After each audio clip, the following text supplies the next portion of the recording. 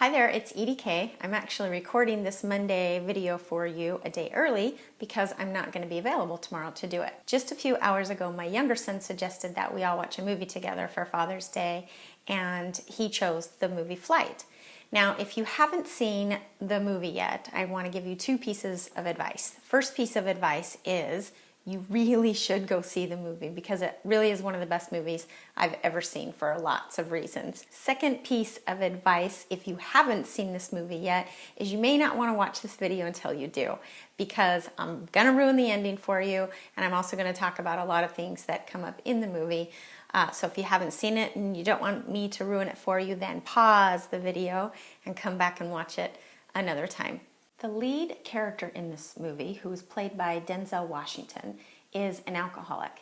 He's also an incredible commercial airline pilot who brilliantly navigates an emergency landing of this commercial airline carrying 102 people because of some mechanical difficulties that happened on the airplane. The airplane does crash and 6 people are killed. However, had any other pilot flown that plane that day, there most likely would have been no survivors. Denzel's character spends the entire movie denying he has a problem with alcohol.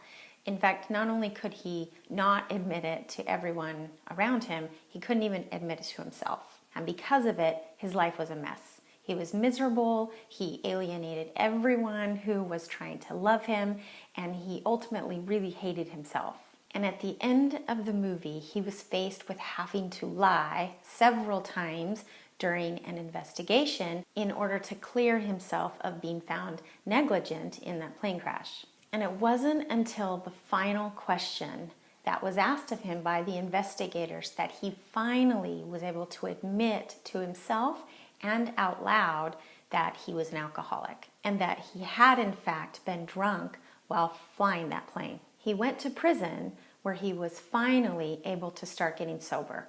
And during an AA meeting that he was in with several other inmates, he stated, "I know this may sound funny coming from a man who is now locked up in prison for several years, but I have never in my life felt more free." And there really was so much power in that statement, because freedom really truly does come from being truthful with ourselves about our situation in life, about where we are in life, about what's going on in our careers, in our marriages, with ourselves. And when you're ready to admit the hard stuff to yourself, you're finally in a position to change those things, to improve those things, to do something about it. You don't have to be an alcoholic or even an addict to start to see massive shifts, improvements in the quality of your life when you start telling the truth and start taking personal responsibility for where you are.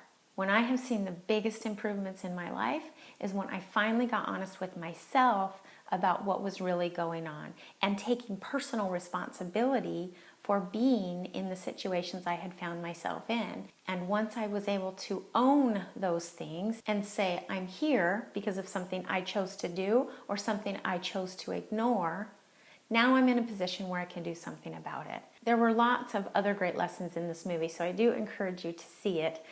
Even though I've already just told you what happens in the movie, I'm definitely going to watch it again. It was just really great. But this truly was the biggest takeaway from the movie. So I encourage you to do the same thing.